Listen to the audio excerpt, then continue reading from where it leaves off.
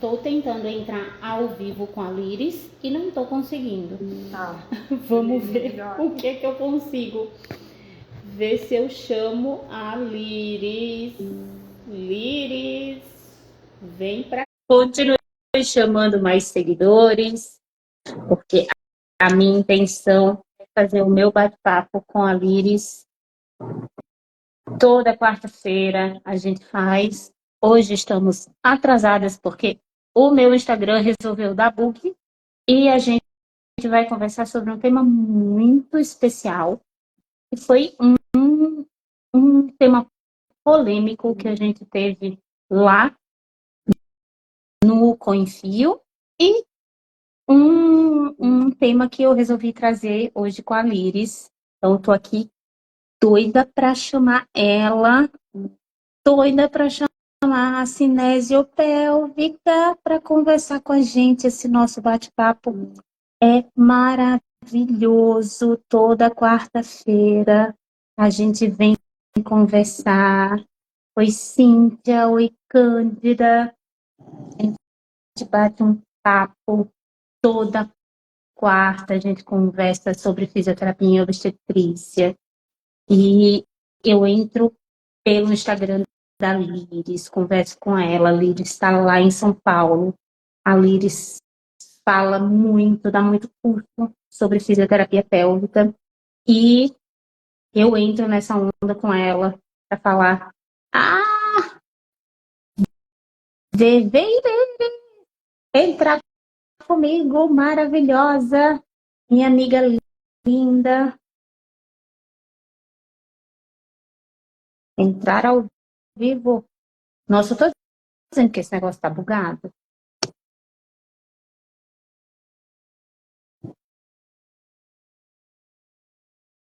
Tá bugado. Eu já chamei a Liris não sei quantas vezes.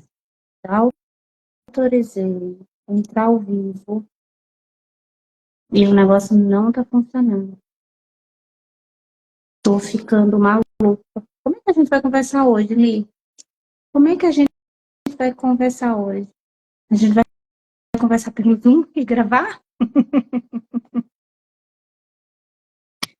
Não tá indo mesmo. Não tá. Ó, solicitei de novo. Adicionar, vou cancelar, vou convidar de novo. O negócio tá bugado. Bugou. Aí, foi. Foi. Foi. Nossa, que chato isso, hein? Brigando com a gente. Nossa, é isso aí. Nossa, vamos lá, né? É, Ao que nos tem, espera, ao que nos espera, algo que nos espera. tem dia que ele briga. Tem dia tem dia que é. Dani, hoje é meu aniversário! O Hoje eu quê? faço 45. É meu É hoje. aniversário. É hoje, faço 45. Sim, eu achava que era amanhã. Não, é hoje. Dia 4. Eu achava que era dia 5. Eu tenho uma É amiga, 4,5. eu achei que você era dia 5. Né? Mas tá tudo ali, tá tudo certo. Filha da puta. É, Parabéns. e eu Você ganhei de deixa eu me presente. dizer isso ao vivo assim? É, e eu ganhei de presente uma pedra preciosa. Você não sabe aonde. Na minha Conta. vesícula.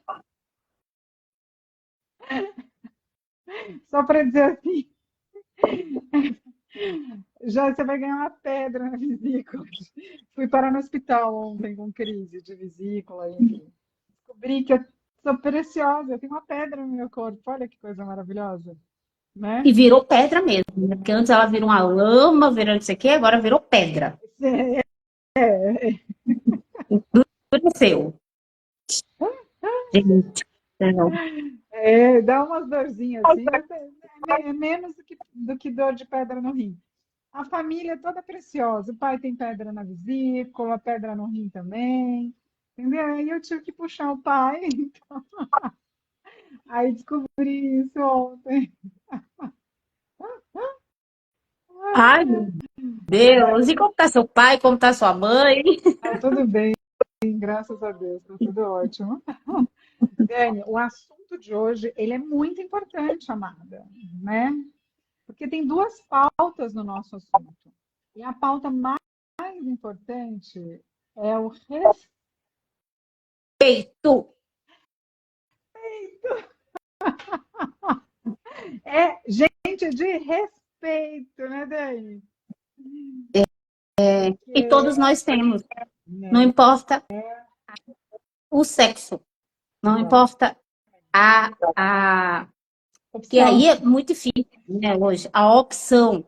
Não importa a genitália. não, Todo mundo é isso, tem peito.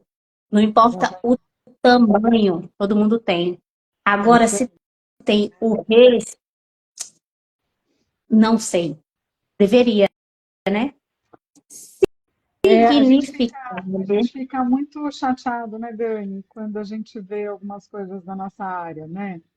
Porque é uma coisa que eu reflito muito. Primeiro, não é fácil você fazer uma faculdade no Brasil. Por quê? A maioria das pessoas da nossa sociedade, os salários são muito baixos, né? Aí não importa o gênero, é isso aí, Cíntia. Os salários são muito baixos, né? Então, quando uma pessoa ela vai fazer uma faculdade, ela tem que comprometer muito de coisas que ela gosta, abrir mão de coisas que ela gosta, do tempo dela, para se dedicar àquele tempo, àquele estudo. Aí a gente faz uma faculdade que a gente percebe que a gente precisa de cursos, que a gente precisa de especialização, que a gente precisa estar em constante formação. E a gente precisa também viver do nosso trabalho, né? E aí, o que acontece? A gente vai trilhando um caminho, a gente quer crescer profissionalmente, a gente quer fazer um trabalho bom de atendimento. Nem sempre a gente acerta, mas a gente espera acertar na maioria das vezes, né? E isso vão passando os anos e a gente sabe que não foi fácil chegar onde a gente chegou,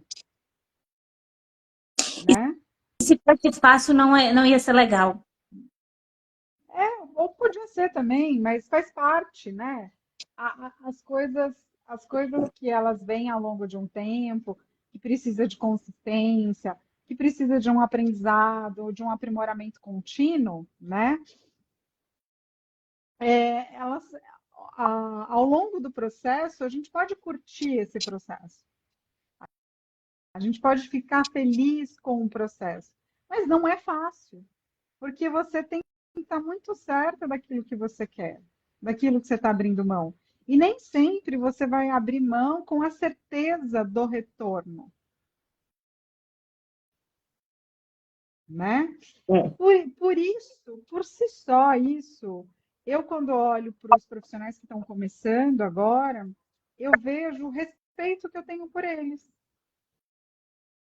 Porque assim, pensa bem, com tanta gente querendo ser youtuber de sucesso, ser, Meu filho. né, bonitinho demais. É, ser coaching, sei lá, alguma coisa assim, né? Porque dá dinheiro, né? Às vezes, e a pessoa escolheu a profissão de fisioterapia. Eu fico feliz. Com tantas opções no mercado de trabalho, enfim, a pessoa escolheu ser fisioterapeuta, escolheu se dedicar um tempo da vida dela para aquilo, né? Então, independente de quem está saindo da faculdade, de quem está na especialização, a gente que tem mais tempo, que a gente está do lado de cá, com mais tempo de profissão, a gente olha e vê tudo aquilo com esperança, não é? Você fala, nossa, e quando estiver parando, esse pessoal vai estar vindo com essa energia toda, né? E como é gostoso para a gente pensar em contribuir, né, com informação, com orientação, com a formação de quem está vindo.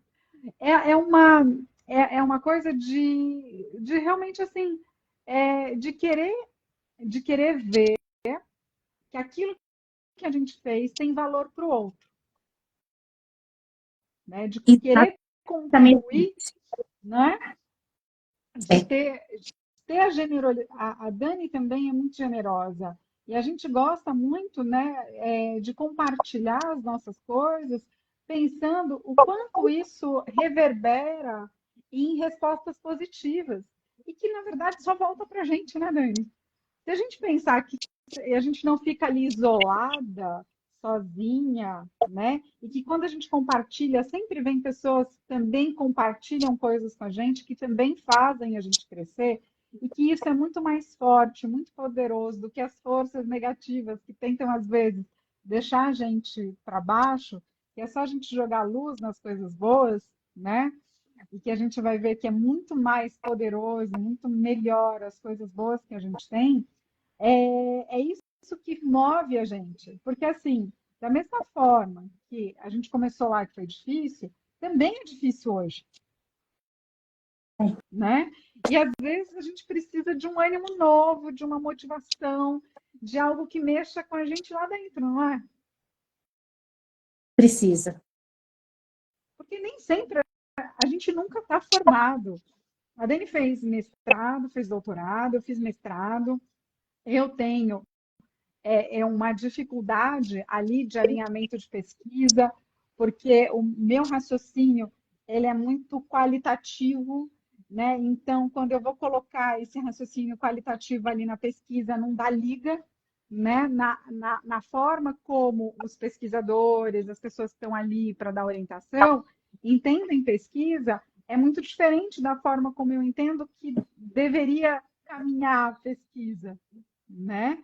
Mas isso também é uma dificuldade minha e é onde eu tenho que ir desenvolvendo habilidades, porque as coisas vão mudando e eu percebo que as coisas estão mudando na ciência, né?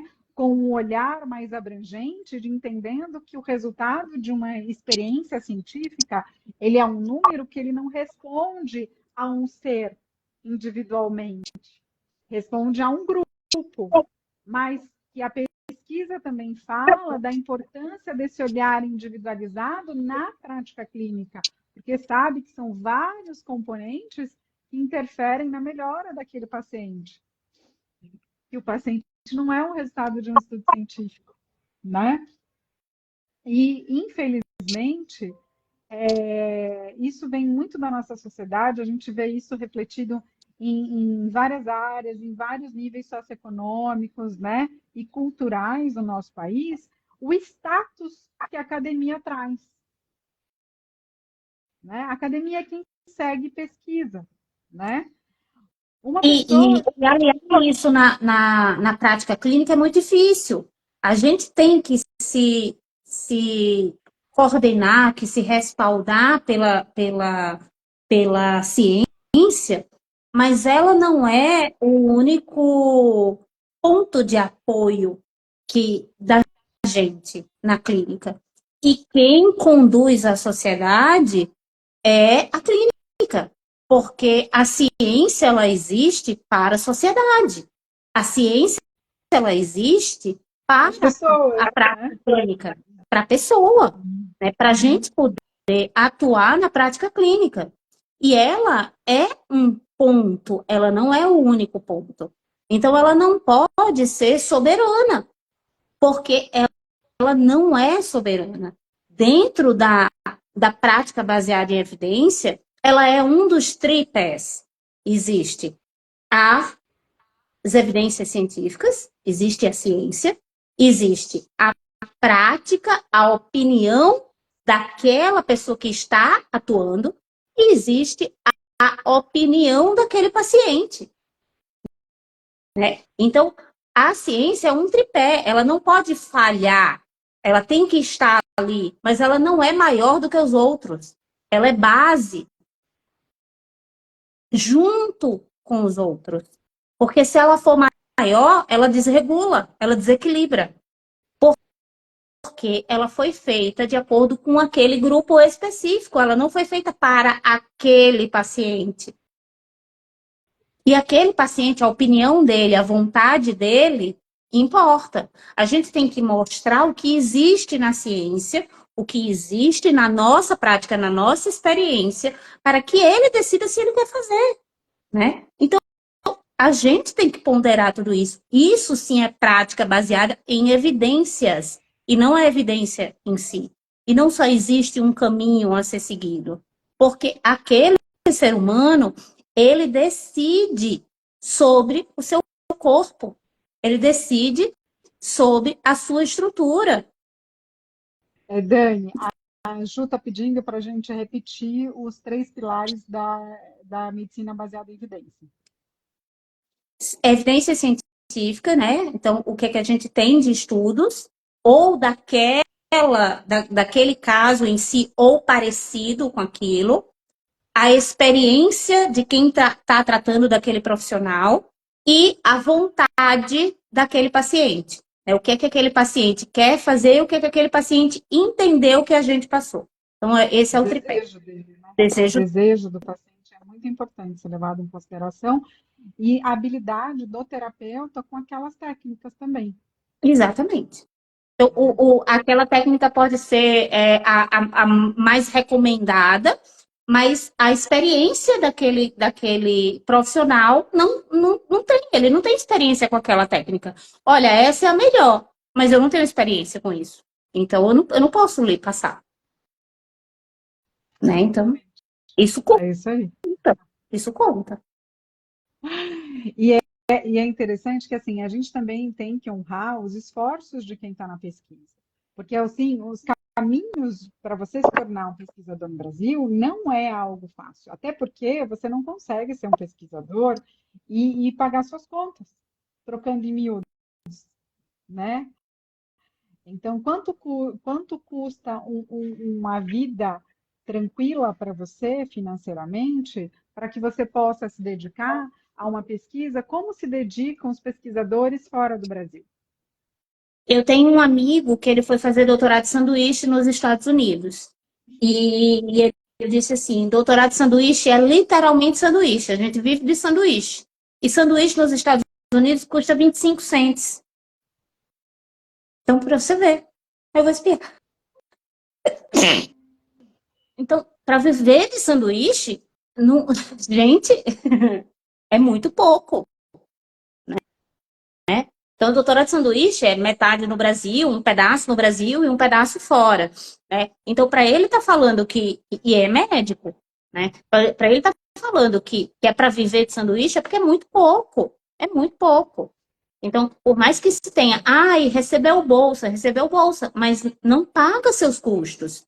Porque quem faz doutorado não é alguém não é recém-formado, geralmente é profissional. Você já está trabalhando há um tempo. Não é jovenzinho de 22 anos. É alguém que já tem uma carreira, que já tem família, já tem filhos. Não dá para você receber R$ 2.000, R$ 5.000 para sustentar uma casa e ainda estudar. E para você receber bolsa, você tem que ter dedicação exclusiva. Como assim? Como Fora assim? fora que, gente, olha só, as coisas mudam tanto, né? A gente tem que fazer um projeto, você tem que ser aprovado ali pelo seu coordenador, pelo seu orientador. Aí disso vai para o comitê de ética, vai para a plataforma Brasil, tem várias fichas que você tem que preencher. Aí tem que cadastrar no REBEC, que é de pesquisa clínica também, né? Quando você faz pesquisa clínica com seres humanos, você tem que cadastrar.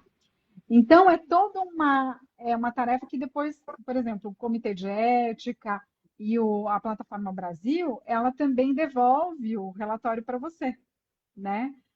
Para dizer, olha, tem que corrigir isso, não tem que corrigir. E você tem que ficar ali vendo toda semana se alguém respondeu. Então, você faz o seu projeto, leva um tempo, até a aprovação do projeto vai em média de 6 meses a um ano, fora o tempo que você ficou para escrever. E eu não estou falando nem de mandar o projeto aprovado para o CNPq, porque mandar para o CNPq é depois de tudo isso. Então, É, pelo menos de 1 ano e meio a 2 anos, você trabalhou sem ter bolsa, para poder mandar o projeto para ser aprovado por uma bolsa. A não ser que você já tenha um projeto que esteja ali alinhado com o setor que você está e surgiu uma bolsa. Mas você também começou aquilo ali por recursos próprios, próprios, próprios. né? Porque simplesmente por Então a gente, amor, tá? Por amor. exatamente, né? Então a gente tem que honrar sim os esforços de quem está na prática clínica, porque a gente sabe que não é fácil, e honrar os esforços de quem está De quem está nessa na dinâmica pesquisa. da pesquisa, que também não é fácil. Eu e a Liris, a gente era de uma época que, a gente é de uma época de que não existia pesquisa em saúde da mulher, não existia pesquisa na área. A gente ia pelo que, quem é que está falando aqui? É a Juliana. Ju, é isso Pelas mesmo, nossas Ju, pela percepções, graça. né? É, Pelas nossas percepções, o que é que a gente achava que dava para fazer, o que é que tinha na ortopedia, no máximo o que é que tinha na dermato, que era um pouquinho mais antiga, porque nem dermato era estética, né? Então, o que é que a gente tinha assim de resultado, o que é que a gente tinha assim de recurso, o que é que dá para usar na área da fisioterapia obstetrícia, porque no máximo era chamada fisioterapia obstetrícia, porque nem era isso ainda, era o que é que dava para fazer nisso, porque na minha graduação eu não tive nem avaliação perineal, não sabia o que era, não sabia nem o que a gente podia fazer. Então vamos ver o que é que dá para fazer com isso, o que é que a gente consegue ajustar aí. Não tinha pesquisa. A gente que começou a inventar o que dava para fazer, o que é que a fisioterapia conseguia fazer, e as pesquisas foram avançando. Hoje o Brasil é um dos maiores pesquisadores na área. Sim, graças a Deus. Mas a gente começou, a gente não tinha, a gente não sabia o que dava para fazer. Então foi por tentativa e erro. Foi sim por tentativa e erro. E graças a Deus temos muitos pesquisadores e graças a Deus nós temos muitas pesquisas hoje. Ainda falta muito? Sim, ainda falta muito. Então a gente tem que honrar, tem que respeitar quem está aí. Mas lembrar que pesquisa, ela existe para enriquecer a prática clínica. Pesquisa, ela existe para nos nortear na prática clínica. E que quem pesquisa precisa pensar assim no que o clínico está fazendo. O pesquisador, ele precisa dizer como, e isso eu lembro demais. A Cristine, eu ajudei a montar o laboratório lá em 2007. Eu não era do departamento de biomecânica, eu era do departamento de medicina, da ginecologia e obstetrícia, mas eu ajudei a montar o LAFAP aqui com a Cristine. A Cristine, quando a gente discutia artigos, quando a gente discutia o que, é que a gente ia fazer, ela parava e ela dizia muito o que é que a gente vai acrescentar para a população, o que é que a gente vai dizer para os médicos que a gente melhora para as pacientes, o que é que a gente vai dizer para os médicos que a gente melhora para a prática deles, o que é que a gente acrescenta para a prática deles, porque eles não querem saber o benefício que a gente traz para a fisioterapia, não. Ele quer saber o que, é que a gente traz de benefício para eles. O que, é que a gente melhora na paciente deles. O que, é que a gente vai tirar de problemas que a paciente vai trazer para ele. Então, a gente, sim, como pesquisador, tem que pensar no benefício da população em geral, da população médica, da população de psicólogos, da população de fonoaudiólogos, da população de fisioterapia e da população leiga, da população de pacientes. Sim, porque é para isso que a pesquisa serve, para trazer benefícios para todos. Não é só para pesquisar e aumentar o número de artigos publicados. Não, é para trazer benefício para todo mundo. E isso é que a gente quer, benefícios. Ai, mas a pesquisa trouxe malefícios. Significa que a gente não vai aplicar aquela técnica. Toda pesquisa tem resultado. Não é o resultado que a gente queria, não é o resultado que a gente esperava. Mas ela me trouxe, sim, o que não fazer. O que não aplicar. Ela me trouxe norte. Ela me trouxe, sim. E isso a gente precisa saber interpretar. É difícil? É. Por isso que a gente vai para congresso. Para que alguém que sabe interpretar traduza para mim. Traduza. Não é vai lá e diz assim, esse artigo fala, traduza para mim. Porque ler artigo e dizer o resultado disse isso. O que é que significa, pelo amor de Deus? Não é, não é traduzir de inglês para português, de chinês. É, Não é e é, traduzir do alemão para o português. É me dizer praticamente o que isso significa. Não é dizer você vai aplicar tantos joules, não, você vai usar o joule disso para isso, você vai usar aqui e aqui, não importa se você usar próximo ou distante da cicatriz, não importa se você usar uma pressão assim ou uma pressão assado. e Me também porque dizer. pesquisa é uma verdade naquele momento, né? O resultado de uma pesquisa é uma verdade naquele momento. E a gente não sabe o quanto as coisas podem evoluir e provar o contrário, porque as coisas estão aí para serem rebatidas. Não existe uma verdade absoluta na ciência, porque a ciência ela é constante, né? Ela é contínua, está sempre se desenvolvendo. E sempre vai vir coisas mais modernas, que explicam mais. Tudo que a gente vai tentando na pesquisa a partir daquilo que a gente observa na prática clínica, como que a gente consegue justificar? Para onde que a gente vai direcionar as pesquisas para justificar aquilo que a gente vem observando? Será que aquilo que a gente vem observando, aquilo é significativo? Aquilo tem uma representatividade? Né? Ou será que eu estou olhando para um lugar que não é tão bom e eu posso melhorar isso e uma pesquisa pode me direcionar para isso? Né? Eu assisti E uma da... recentemente uma palestra da Patrícia Driusso. Ela estava desmistificando a leitura do diamante, Oh, né? Então, como a gente interpreta a leitura do diamante? O diamante está para cá ou está para cá? O que isso quer dizer? Gente, aqui, ó. O diamante está aqui, ele quer dizer isso aqui, olha aqui embaixo. Ele está favorável ao que está aqui embaixo. Diamante comprido, ele não quer me dizer muita coisa, não, se ele está batendo aqui. Ela simplificou. Ela simplificou de um jeito que quem não está acostumado com pesquisa, olha aqui, faz. Quer dizer o quê? Socorro. A Patrícia de Driusso é uma pesquisadora daquelas de meter a cara e pesquisar o tempo inteiro. Ela parou e explicou para quem é clínico. Leia olha um que legal. artigo, pegue só a imagem e traduz isso aqui. Olha o que isso está dizendo para você, para você, para você, numa palestra. É Que isso que a gente lindo isso. quer dos pesquisadores. É que unam a ciência com a prática e digam para a gente, façam isso. Isso aqui, ó, que está norteando você. Então, é para isso que a ciência serve.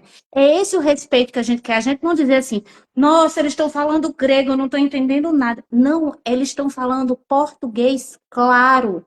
Não é naquelas palavras rebuscadas, eles estão falando português claro. Eles estão me dizendo exatamente o que fazer. Eles estão me explicando o que é que eles descobriram, né? O que é que tanto estudo chegou. Eu não preciso estar ali estudando, porque isso às vezes não dá para mim como clínico. Mas eu consigo entender. Que legal. Olha, não é para todo mundo. E não é todo pesquisador que consegue explicar. Tudo bem, tudo bem que tenhamos pesquisadores fazendo as pesquisas e que tenhamos outros explicando. Né? Nem todo mundo tem um dom da palavra. Tem gente que consegue dar palestra, tem gente que consegue dar aula. Tem pessoas assim, né?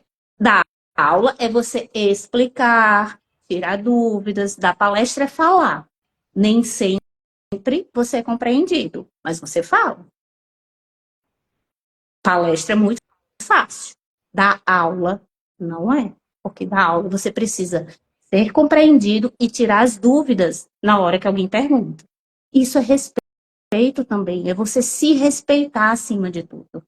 É respeitar as suas limitações e não achar que você pode atirar para todo lado.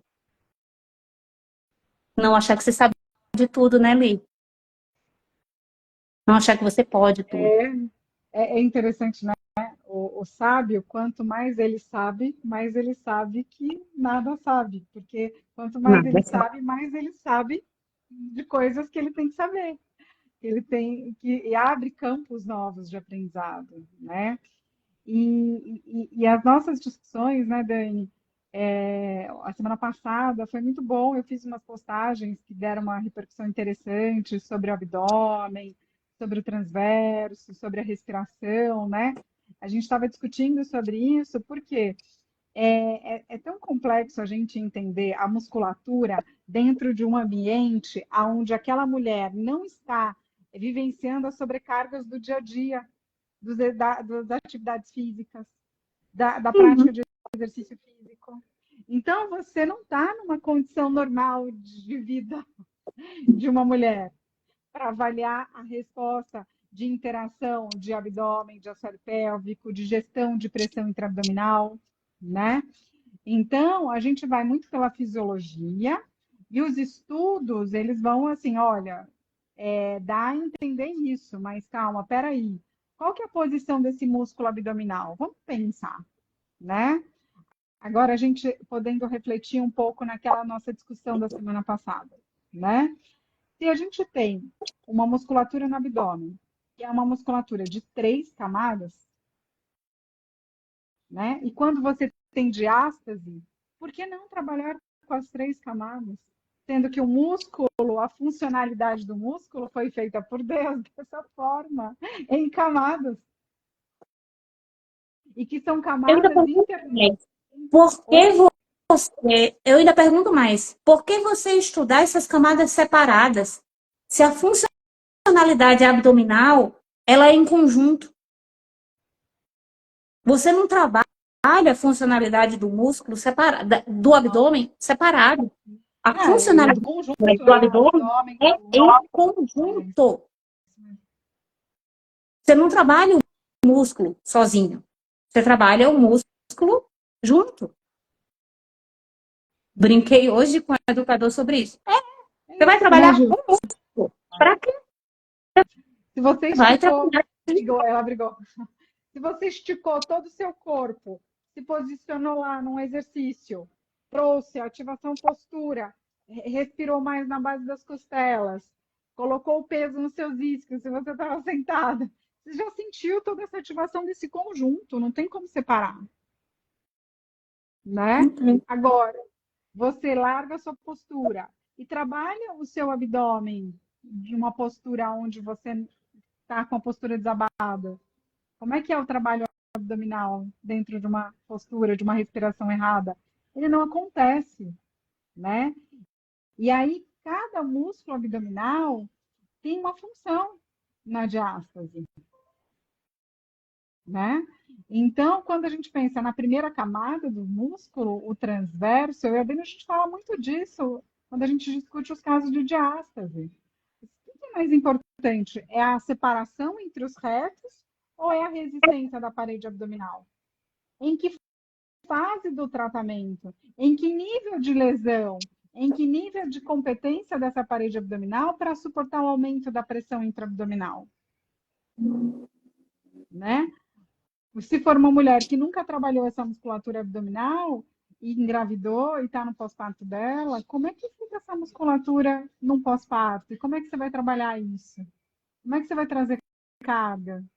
Sendo que às vezes um posicionamento já é responsável por aumentar essa carga. Pois é, pois é. O que a fisioterapia faz? Função. É função. A gente tem que trabalhar a função. A Joana mesmo diz isso. A mulher grávida, você vai trabalhar abdômen? Por quê? Ela deixa de ficar em pé? Ela deixa de mudar a postura? Ela deixa de respirar?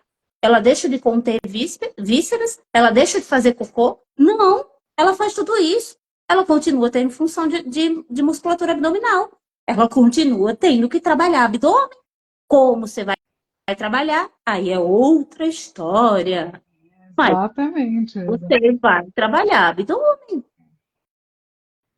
É né? por isso que a gente Porque não você acredita, vai né, Dani, trabalhar ele isolado, por né? isso que a gente não acredita nos exercícios hipopressivos como a única técnica de reabilitação abdominal, entendeu? Não, É por isso que a gente sabe que os exercícios hipopressivos não trabalham incontinência urinária. não, pelo contrário, ele vai aumentar a pia, aumentando a pia. Vamos pensar no assoalho pélvico, peraí. Se ela não tem consciência desse assoalho pélvico, eu vou piorar. É isso. Você Né? não vai Então, dar, ele vai vai dar uma fortalecendo. atenção específica para aquela musculatura que está com deficiência, né? Então, assim, pular na cama elástica é ótimo para incontinência urinária. Pula 10 vezes todo dia.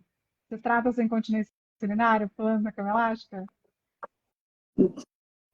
Ela tem consciência, ela consegue contrair assoalho pélvico, ela E consegue associar. que fase de treinamento que entra um treinamento funcional?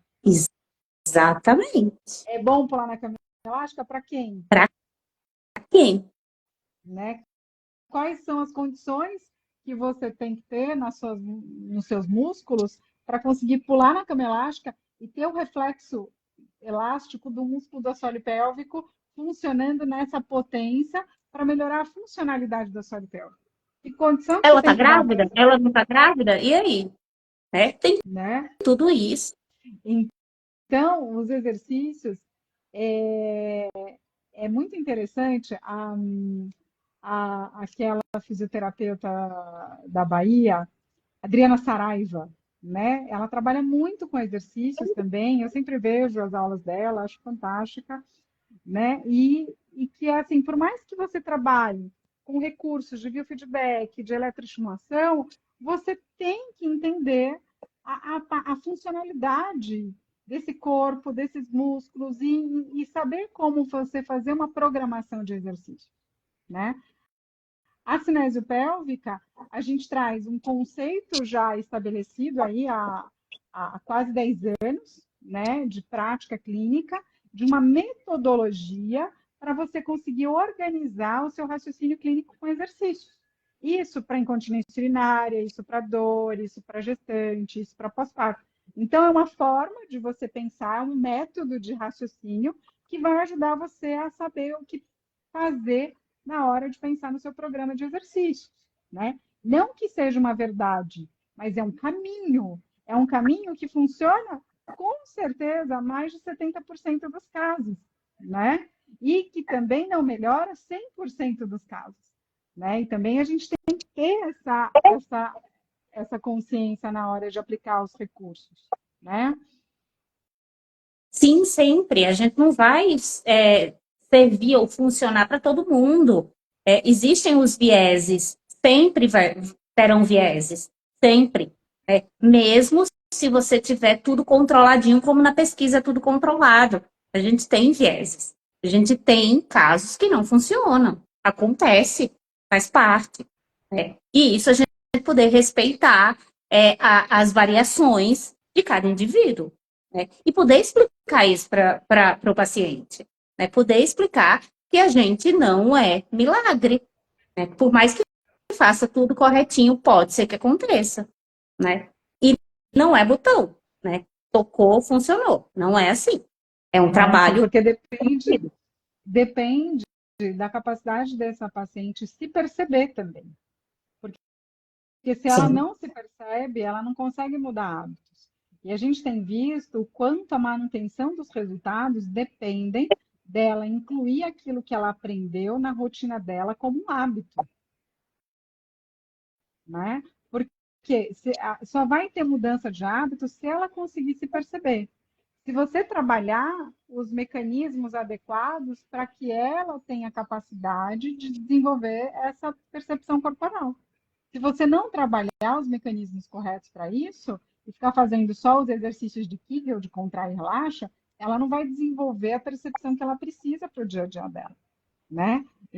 Então, é importante trabalhar o contrai e relaxa, é importante, mas se ela não tiver uma percepção dinâmica disso, uma ativação automática disso na rotina dela, se ela não conseguir perceber que esse músculo pode vir sem que ela precise pensar nessa contração, a manutenção dela não vai acontecer.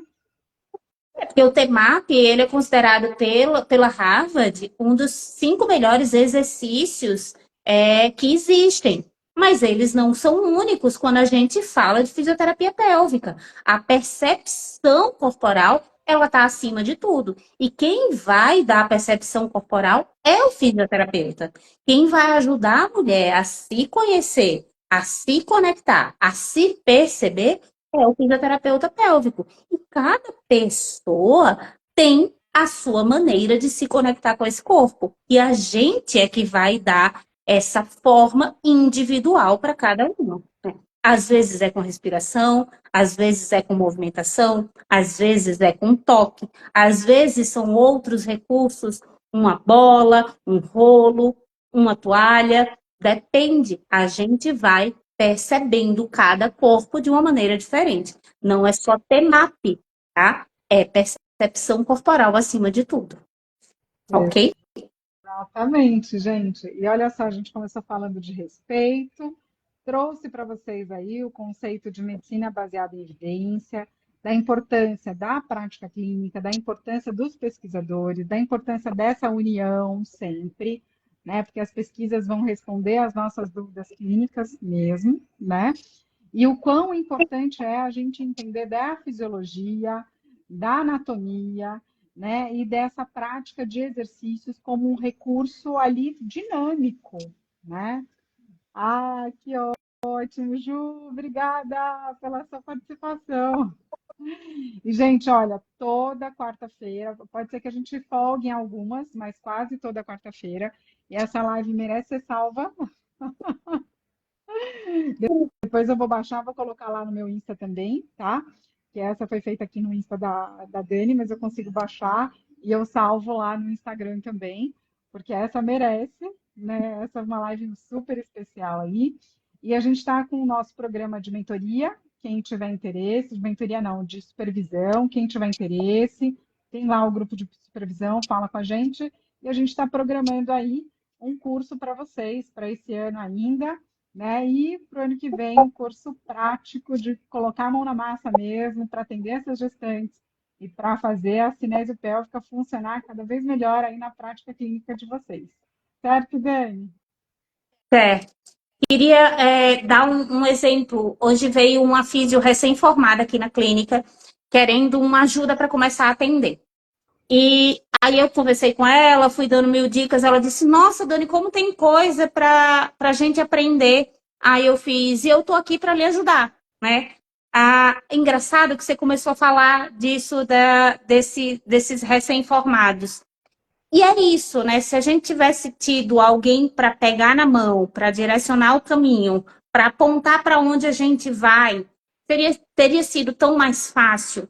E é isso que a gente se dispõe, é esse respeito que a gente está aqui para fazer, né? Para poder ajudar a fisioterapia a crescer, para poder ajudar a nossa profissão a crescer e mais ainda a fisioterapia em obstetrícia, na saúde da mulher, na pélvica, que são 2 áreas que se complementam. E eu queria ler aqui, eu coloquei um significado, eu pedi para ver o significado do prefixo res, que a gente começou falando do respeito, né? E ele diz que o prefixo res, em relação ao respeito, vem de origem do latim, geralmente carrega a ideia de novo, para trás ou contra. No caso de respeito, ele quer dizer respicere, que significa olhar para trás, olhar de novo. E essa ideia vem da forma de consideração cuidadosa, reflexão, reverência em relação a algo ou alguém. Portanto, sugere atenção cuidadosa ou olhar com consideração, indicando a importância de refletir ou pensar de novo sobre as ações, as palavras ou a posição do outro, levando em conta o seu valor e dignidade. Então, olhe com respeito, olhe com valor para o outro, porque esse outro tem valor. Esse outro é digno de cuidado. Maravilhoso, Dani. Ah, que linda, adorei. Então, Depois me manda esse precisa texto, eu vou ser colocar. restrito. Muito legal. Você pegou aonde esse texto? No... Eu coloquei no Google, Ah, aí eu não gostei da tradução do Google e fui para o nosso querido ChatGPT 3.5. legal. Eu vou depois me passa o texto, que às vezes sai textos diferentes, mas aí eu É, vou fazer um post disso também. É, mas ficou muito bonito, muito legal. É, tocante. posta na Ah, eu posto comunidade, na comunidade, inclusive. pode deixar. Eu posto sim. Um beijo, Dani. Muito, muito Beijo, bom bom resto estar com de você semana. aqui no meu Tem. dia de aniversário, estar com você. Ai, que esse dia seja Falando mais que de. maravilhoso, que É, você finalize com muitas estrelinhas e poucas pedras. isso. E só comida saudável, nada de gordura. Sim. Um beijo, tchau. Beijo, tchau. Beijão, tchau.